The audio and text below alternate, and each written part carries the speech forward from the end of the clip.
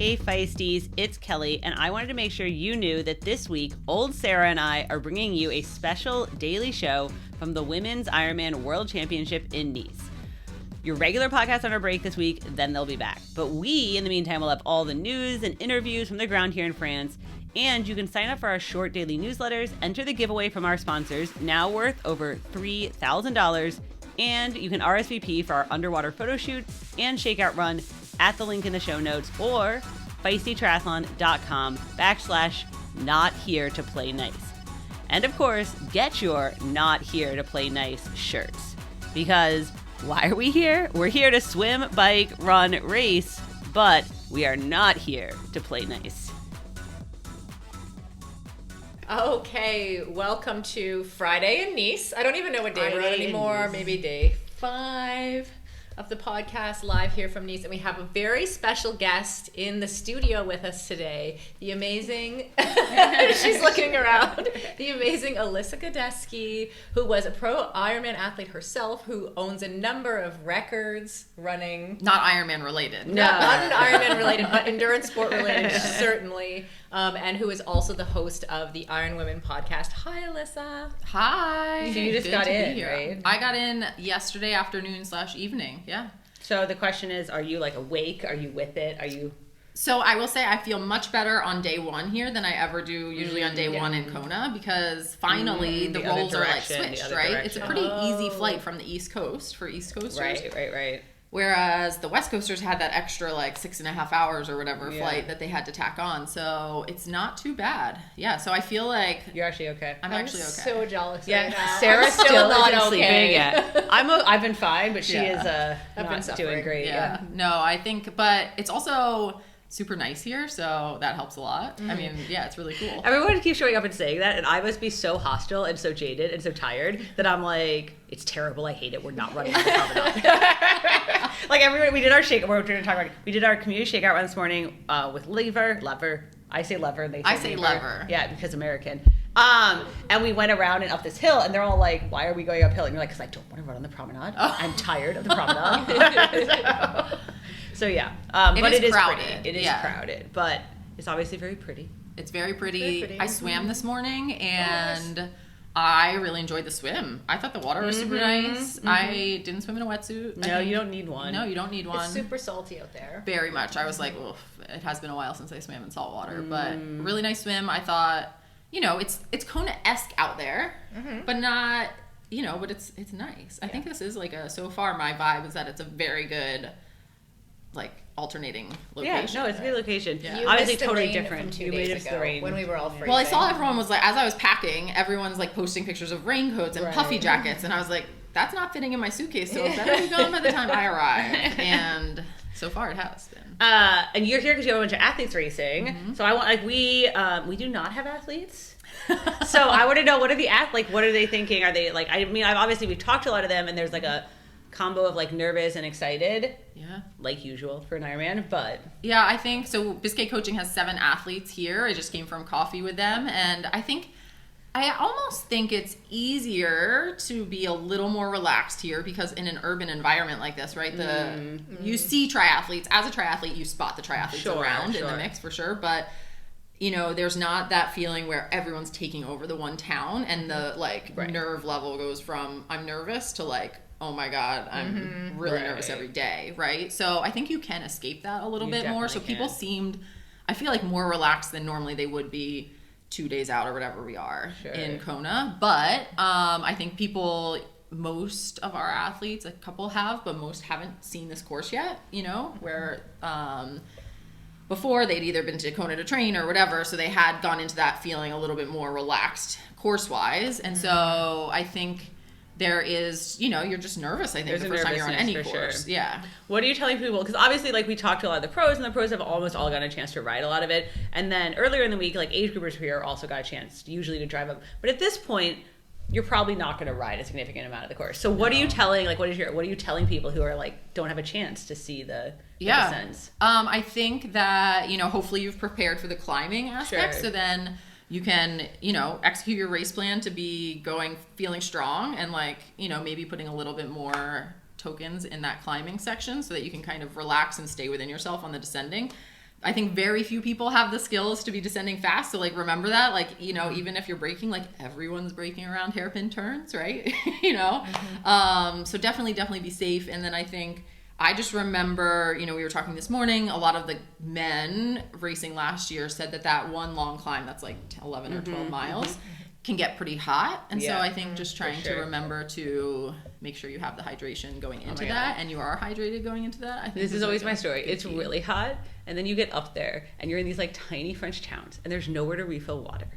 And you're like, and you go to the one, you like go off the side of the mountain to this one little store, and it's closed for 3 hours for lunch. And you're like, what the fuck?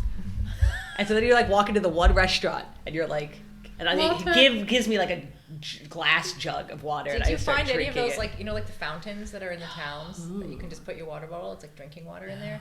That's what. Oh, it was terrible. I just started drinking from this bar that everyone was at lunch. Luckily, the racers will have aid stations. Yeah, fortunately. You won't have they did not make us a self-supported race. Yeah.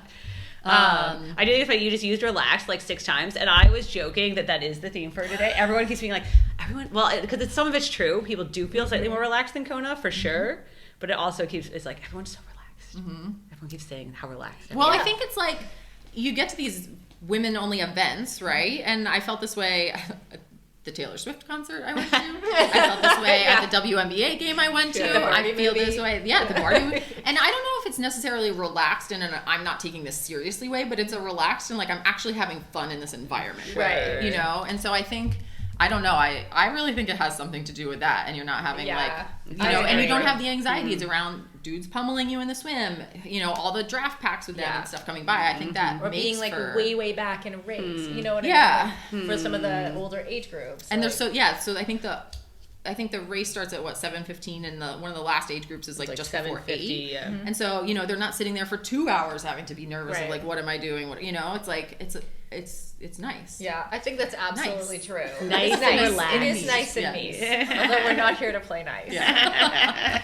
But yeah, no, I completely agree with that on like the age group side, especially we felt that vibe on our morning events as well. And then I think on the pro side, like I think being relaxed is almost like it's become like the euphemism for like ready. Yeah. Like how that's what we were laughing very about. Relaxed. Yeah. Although honestly, I feel like I've heard a lot of people say other people are relaxed, but at the press conference, which we'll talk about, like I feel like no one's relaxed. Like, well, it's funny. Yeah. Well, I guess we'll move into this, like, because we, Ella and I went to there's so many community events, but we went to the Triathlon Story, the community event last night to talk to Chelsea, and like we had like we talked to her for a while, and I was like, I came back and I told you, I was like, oh, she was so relaxed. But we caught up, we like chatted about all this other stuff, all this gossip, whatever, and then we like started the press conference saying like, no, she was like on. Yeah, I thought focused. like honestly, somebody might kill me for saying this, but I get the impression that a lot of the pros have had trouble this year of varying sorts, like either immune system or injury, and we have that every year, but I feel like it's a bigger percentage of the field this year, and so then they're actually not relaxed. And then it's like different variations of like how much they're willing to say. Like, so Chelsea kept saying, you know, I made a lot of changes. She did make a lot of changes. And I'm not expecting a lot out of this race. So she was saying that versus like other folks like, I mean, Anne didn't say anything about it at the press conference. But no, when we talked to her, she was like, I was really sick earlier. I only have gotten like a month. And everyone within the circles knows she was really sick after London or Roth, after Roth. And so it's like there is, so it's like what people say, and then there's like the, it reminds me of like corporate speak, where you have to like interpret what is being said between the lines. Like, or like, the other day I saw one of the pros limping who definitely like didn't say anything about any, you know. But I know she has an injury. She told me she has an injury. She has only been running for 2 weeks, right? Like, but yeah, there's the like, the what you say and what you say. Yeah. You know? So I think it's going to be like the battle of like who's come through their challenges the best this year. Which it always is to some extent. Sure. Yeah. But we did talk to Chelsea for a long time. We have a 3-minute interview. That was what got on tape. So we did talk to Chelsea and about the changes and how she feels being back here and just, you know, how relaxed she is. All right. So how long have you been here? How much have you been riding the course? Like, what do you think about it? We've been here about a week now. We got here last Wednesday, so on the 11th, I think. It's been great. I've ridden the course a bunch. My coach was here for the first day that I got in, And so we got to do some recon together, and I had to watch some video beforehand, and I raced in 2019. So parts of the course are similar, which it's, bringing back the little, deja vu, but it's been great. I love it. I actually totally remember that now because I remember talking about you were the first American then and like the 5th place. And now I feel like here we are, right? Do you feel like you've grown since then? It feels like a whole nother life since 2019. I think for all of us probably it's like a time warp. But that was my like real breakout, I think. And on long course I finished 4th there and thought I can compete at this level. And so it sort of was a launch pad for my career. So we know like a lot of people, there's been talk about like, is this course too hard for the women? There's like a lot of concern. What would you say to that? Like, what would you tell them? Like any tips or thoughts? I think it's all about preparation for these events. And we're so lucky to be able to be riding these incredible roads. And if you spend some time climbing on your bike or you're just intentional about how you prepare, I think it's totally possible and reasonable. This course is not too hard for women. We're going to crush it.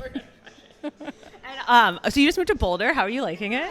We're loving it. We moved to Niwot, which is a little town outside of Boulder, so it's a bit removed, I guess, like from the scene there. But I've been swimming with Julie Dibbins' squad, which has been awesome, and I have lots of awesome people to train with. And more than anything, it's been a great move for our family, so we're really happy. Yeah. And I know there's been like a lot of chatter about like all the changes you've been making this year, right? So tell me about like, do you feel good about all of them? Do you feel like ready to tackle the second half of this year here? I feel really good. I think that maybe some of the changes look a little bit rash or like I blew up my life a bit. But I'm pretty meticulous in my decision making and preparation. So a lot of thought went into the coaching change and sponsor change and move. And I feel in a very good place and healthy and happy. And for me, when I show up to the start line with those things, I often surprise myself and other people. I don't feel like there's going to be a surprise, though, right? Like you're a defending world champion now. There's no surprise left. Yeah, I think I'm just really curious to see what I can do out there. It's a totally new environment for all of us. I think it's really unpredictable, and I want to see what I can do. So she mentions, obviously, I asked her about the changes, and she talked more about them in the press conference because I think a lot of chatter. A lot of people on the internet had a lot of opinions. Of course. Mm-hmm. But yeah, she changed coaches, she changed sponsors, she moved. She used to live like kind of by me. All in like a 2-week span, I think. And so, whenever a top athlete does that, I think there's a lot of like, is this going to work out? Right.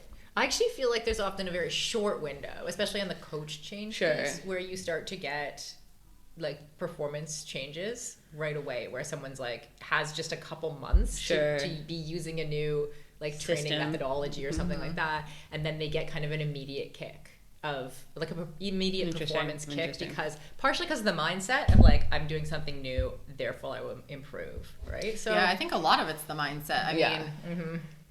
All the athletes racing, right, it's not rocket science, right? They're all their training plans probably are different, but like how different really are they, And so like at the same time, it's not like anyone's not training, And so for her to say like I'm confident, I believe in like the team I have surrounding me, I think that is a pretty big thing. Yeah. And if it took like doing all of that for you to get to that place, then there was actually like quite a few coaching changes in the female pro field this year. Like I don't know if this is like in the weeds. I don't know if a lot of people paid it, but I feel like Ashley Gentle changed coaches, Taylor Knibb changed coaches. I want to say Anne did, but there was quite a few big shifts.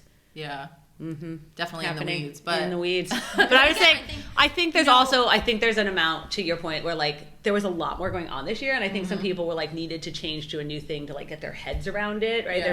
There's some regrouping in your head that's happening. Right. Kat changed coaches, right? There's regrouping in your head happening that has. And I think I don't know. I mean, I always think it's sometimes there is so much chatter out there with the triathlon space that it's easy to think. You want to try something new, you want to see how you respond to something. And I mean, as pro athletes, you have a limited window of time to work with, right? So you can't sit on that and wait 5 years, right? You have to do like see what starts clicking. So we are going to hear more. We did go to the press conference today, heard from the top 10 athletes. We are going to hear more from them and kind of talk about how we think it'll play out in our picks after we hear from our sponsors. Every triathlete deals with injuries, and more times than not, injuries mean less running or even time off from running. This is where Lever comes in. Lever uses a skeleton frame and elastic cord that you can build yourself and fit onto most treadmills. The system holds you slightly above the treadmill, allowing you to move under partial body weight support. You can take up to 45 pounds off your body weight, meaning that you can run on the treadmill but with less impact on your muscles and joints. This can be helpful in returning from injury or maintaining high volume training while reducing the likelihood of getting injured. Running at a reduced body weight allows you to run pain-free through niggles, rehab from injuries, and increase your performance. The Lever system was also the award winner of the Best Run Product by Global Triathlon Awards and is only around $1,000.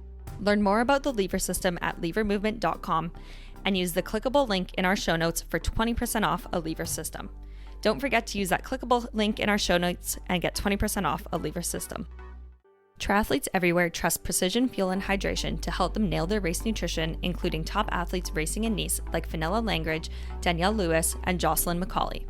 Precision is also the official hydration partner of the 2024 VinFast Ironman World Championship in Nice. You can use their free Fuel and Hydration Planner to get a personalized strategy for your next big race, including advice on how much carbohydrate, sodium, and fluid you need to perform at your best. They have a range of gels, chews, and drinks that make it really easy to hit your numbers. Plus, you can book in for a free video consultation to discuss your race nutrition plan and get your questions answered by a member of their friendly and experienced athlete support crew. Feisty podcast listeners can get 15% off their first order of fuel and electrolytes with Precision Fuel and Hydration.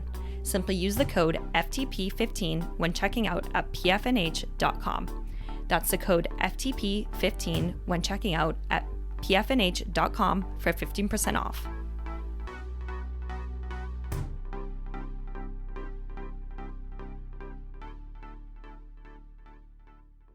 Your nighttime routine and sleep is a crucial part of being able to consistently perform. Taking Pillar Performance's triple magnesium every night before bed activates your parasympathetic nervous system to help you fall asleep and stay in restorative sleep phases for longer. After consistently taking Pillar, my sleep score has improved on my Oura Ring. But don't just take it from me. Top athletes racing in Nice, like Chelsea Sodaro, also trust Pillar. Pillar's mission is to get athletes to the start line in the best condition, over and over again. It's now easier than ever to try Pillar's triple magnesium with the launch of their travel packs. These come with just over 2 weeks worth of good sleep, recovery, and performance, and it's the easiest way to test the product if you've not tried it before. If you're already using the product and need to stay on top of your micros when traveling between events, then this product is ideal for you. To give the new travel packs a try, use code FEISTYNICE for 15% off at pillarperformance.shop or thefeed.com for North American listeners. That's Feisty Nice for 15% off at pillarperformance.shop or thefeed.com.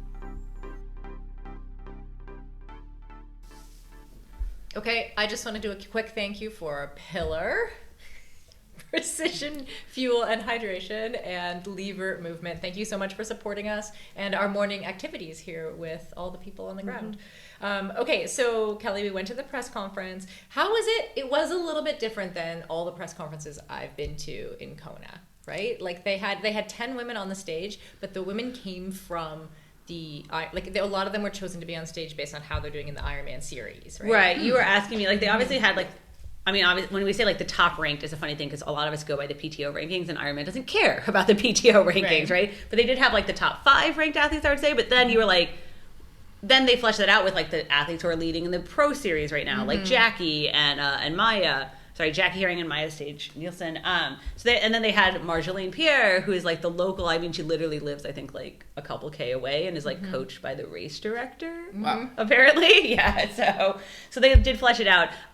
But you were also like, I think when people are looking at that top 10, like you look at last year's top 10, and you're like, oh, we don't have them all back. Like, oh, it's not like. What happened? Like, it's not as competitive. They want to make some kind of assumption about Nice versus Kona. Yeah. But when you look at it, it's like, well, Daniela retired. Right. Sky's pregnant. Lisa Norden's been very clear about, like, she went through a miscarriage. Yeah. And she's not here, right? Sarah True had the terrible Placid, and that was her, like, qualifying, right? Taylor had a terrible last 10 miles of Placid. She had a really great 130 miles. 20, yeah. But that's why she didn't qualify, right? And then that was the last race. Taylor Knibb isn't racing long course. So you look at them and you're like, nobody just decided not to do Nice. Yeah. There's like a lot of other things there. Yeah, absolutely. It was actually kind of good to have like some fresh voices on the stage and to hear from different people, because I feel like a lot in Kona, there's a lot of the people who have performed before in Kona, which is great and fine. But yeah, I liked hearing from people like some of the athletes that we've interviewed over the years too. Hannah Wells, who now has a different last name. Very. Sarah was all like, who is this? Oh, that's this makes sense. Yeah, so it was good to hear from everybody. We were laughing about the whole, like, I mean, they are a lot more relaxed when you talk to them in person, like one-on-one. Anne was super laid back. Chelsea was super laid back, and they seemed ready to go. But then at the press conference, we were laughing. It's almost like a gripping the table. I'm very relaxed. Yeah. I was like, okay, who's going to be relaxed enough to make a joke? Right. Literally, it came down to Laura Philipp, I think, finally made a joke about Joanne putting the pressure on, because Joanne kept saying to everyone, do you think you can win? Everybody's like, the typical, like, I'm gonna go out there, I don't know what I can do on this course, I'm gonna do my best, so Laura at least like kind of made light of it, but we went through several people. No one was willing to do it. Laugh, There, up until that, I actually had felt like people were less nervous than last year. I had felt like, relaxed is now this code word for ready, right? But like, I had felt like people, because last year I felt like everyone felt like there was this pressure on to like not screw up the all women's. True. And this year I felt like that argument is past, like it was a success. But then in the press conference, I was getting like, no one was like, I'm here to win, even though they all are here to win. There felt like there was, and I think there is a little bit of nervousness about this course. I think there's a little bit of like, what if I fuck it up and I blow up and I'm out there for 4 laps in front of everybody? Like, it's the element of the unknown. Like even after the press conference ended, they were talking to us, like a couple of the athletes talked to us about how like you actually don't know how a race is going to go on a course until you do it. And so they've never done a world championship here, or even with this, it's the opposite course to Kona in every way, right? So they're just a bit like, I don't know what's going to happen out there, or when they're going to have to push, or if people are going to go out hard on the climb or not, And no one wanted to give away their strategy. That was also people are definitely going to go out hard on the climb. Of course they are. But everybody kept being like, I can't give away my strategy. And you're like, guys, there's not that many strategy options. Actually, I super appreciated, was it Laura? Right. Who gave away. So last year I was here for the men's Nice, and at that same press conference, all the guys were like, you're going to have to risk it all to win. You're going to have to be willing to blow up. And then we saw that, right? Like a lot of them just went for it and half of them completely imploded. And so we did ask Laura, we asked all of them, but Laura answered, like, are the women going to be more conservative or do you have to risk it to win? And I did kind of appreciate her answer.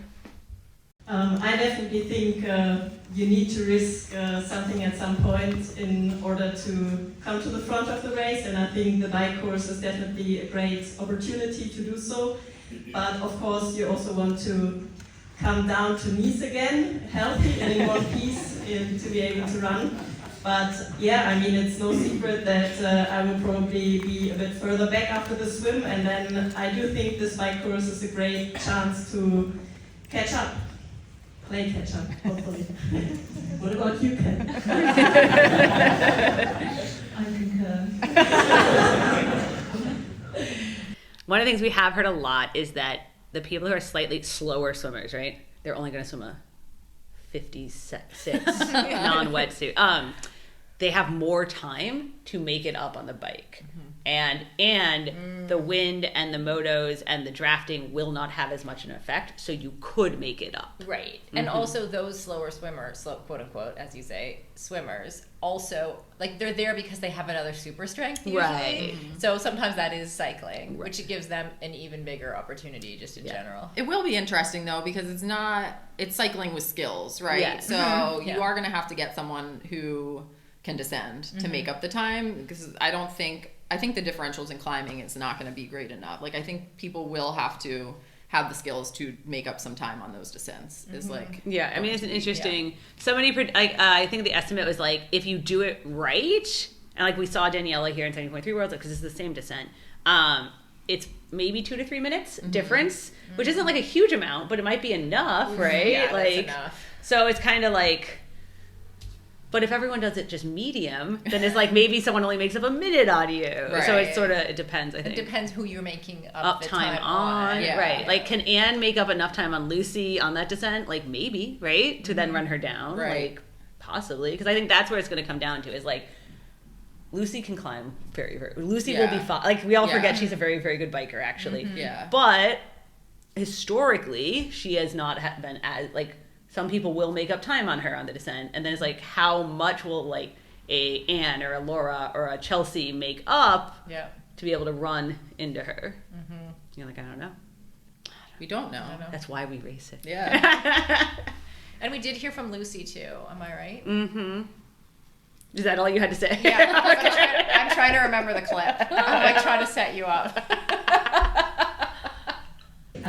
So we made the decision straight away to line up and race Ironman France. And I think for me, the main goal of that race was just to enjoy it and have a really good time and bring that good energy into this race here. So I certainly had an amazing day. I felt like I enjoyed every part of the Ironman, which I think sometimes in Ironman racing there's always a point where you're struggling or it's hard or you don't think you can continue, and I never experienced that in June. I just loved the whole day, so I'm really hoping I can just take all of that positive energy into the race on Sunday. So obviously at the beginning of the year, Lucy said she wasn't going to race. Right. Yeah, Which she wasn't going to race here at all. She wasn't going to race here at all. And she changed her mind. And part of me, okay, so this is like, she said she changed her mind because like, well, I think people are entitled to change their mind. And she was like, she had said, didn't want to do it because she was scared of it, which I get, right? We just talked about the descending. And then she changed her mind because she was like, I shouldn't make decisions out of fear. I want to challenge myself. I want to do it. I believe that mostly. I think that is probably part of it. Of course, I also believe there are other reasons she changed her mind. But what she was talking about was then she came over and she wrote a bunch of it to be like, can I do this? And she was like, let's try, right? Let's see, let's try. And she raced Ironman France here in July or in June. And she won in a course record on the course. Yeah. And then she was saying at the press conference, she made a lot of mistakes. She learned a lot of things that she's going to do better. She wouldn't tell us what they were. I think that's a really smart move. Like, if you're scared of this course, to make Ironman Nice Ironman France your main Ironman for the year. Yeah. So I am curious if she learned like where she can go faster on the descent and where she needs to slow down, then we may see a Lucy that doesn't lose time. You know what I'm saying? Like, if she learned like even just the confidence she gained, right? You know. So yeah, I mean, anytime you are here a second, like getting into, even just coming out, a lot of the women have been here to train and to see it that way, but getting to do it in that race environment is so different, I think. And so I do think that's a huge advantage for anyone who has raced here and on the course, to like have been pushing yourself to those speeds, right, and going through it in that motion, but just training on it too. You know, the first time you see something, it's always a little scary, and then second time, third time, you realize you got it. You're okay. Yeah. She was training here, I think, with Marjolaine Pierre, the French girl who's my dark horse pick, who lives here. And so I guess they were training all summer. So I'm sure she knows. She probably knows all the insides out. Yeah, all the secrets. Yeah. So the question is then, ready? Who are your guys' picks? You're thinking. I'll go first. Okay. So I also took into consideration for my picks who has done well historically in Lanzarote, because I do think the courses are very similar. Sure. I think, that left me with an Anne Haug for the win. Sure. That left me with, these two I can't decide who to pick first, but I'm going to go with Kat Matthews second. Oh, interesting. And then Lucy third. And then my dark horse pick, I don't think she's raced in Lanza, but Els Visser. Sure. Oh. Yeah, a lot of people have been like, eyeing her. Yeah. There's a little chatter about her. A little chatter. Yeah. There's also the fact she raced like 7 races in 6 weeks or something. Something like that doesn't even mathematically make sense. It was nuts. The math wasn't math. Right, the math wasn't a bad thing. Yeah, I think like generally speaking, a lot of people are saying Anne. I think that's like on paper the pick. Yeah. I will say I'm going with Lucy because I just think I don't know. You don't bet against Lucy, right? Like, Lucy, how many times has she come back after getting passed or, like, done something that you were like... And I think you've said previously, like, Lucy hates to lose. Lucy, right? I was so here... that does amount for so much, I think. In 2019, when she was, like, wanted to win that 2023 Worlds, I was here, and she got the penalty, which was, like, a dumb penalty, whatever.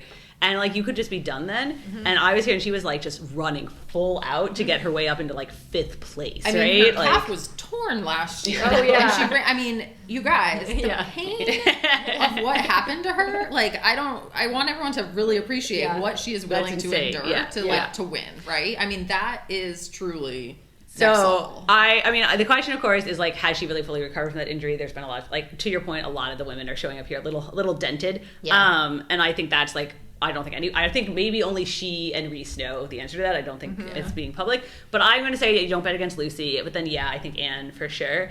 And it's an interesting one for third because I'm just, like, split between Laura, Kat, and Chelsea. Yeah, I will say I got good vibes from Chelsea when we were talking off air yesterday, when we were just gossiping about people. So I'm going with her. And my dark horse is India. Ooh, I feel like people keep forgetting that she's racing. Yeah. Okay. Okay. So my picks are very similar, but I have to say I called Anne very early. I know. Even before we saw her. No, just based on her strengths as an athlete, for sure. I think after seeing the press conference, Lucy went way up in my picks. Interesting. So I would go Lucy number 2, which I don't think I would have if you asked me yesterday. The huge advantage, like you were saying about racing on this course before, having seen now how nervous everybody else is. Everybody's nervous. I'm like, so relaxed. Everybody's so relaxed. That advantage, they're so relaxed, right? Okay, and I'm gonna go Laura Philipp. Yeah, that's okay. She's so consistent, and she seems ready to. She did seem I think ready. she's tired of not winning this thing. Yeah, she's like, it's my goddamn turn. So, and I have trouble with the dark horse because I have trouble keeping up with the main players. But, like, based on who was the American girl on stage? Danielle or Jackie? Danielle. You think Danielle? I'm going to pick Danielle just based on vibes. Vibes alone. Vibes alone. Just like, all right. That's right.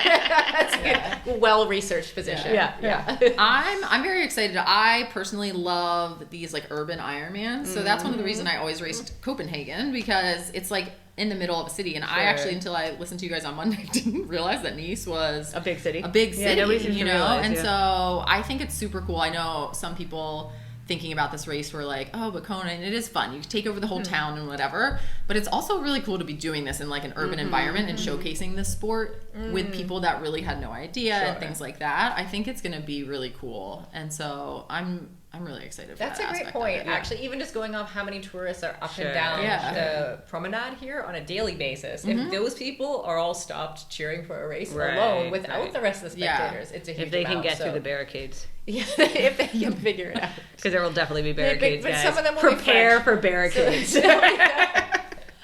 They'll be used to it. They'll be French. They'll be like, oh, I belong here. Yeah. One of the so this is we'll end on a more positive note, so we have to go somewhere after this. But everyone's always worried about this descent, and there actually weren't that many bad crashes last year. But one of the bad crashes I saw was literally coming out of the swim. Somebody ran straight into one of the barricades on the bike.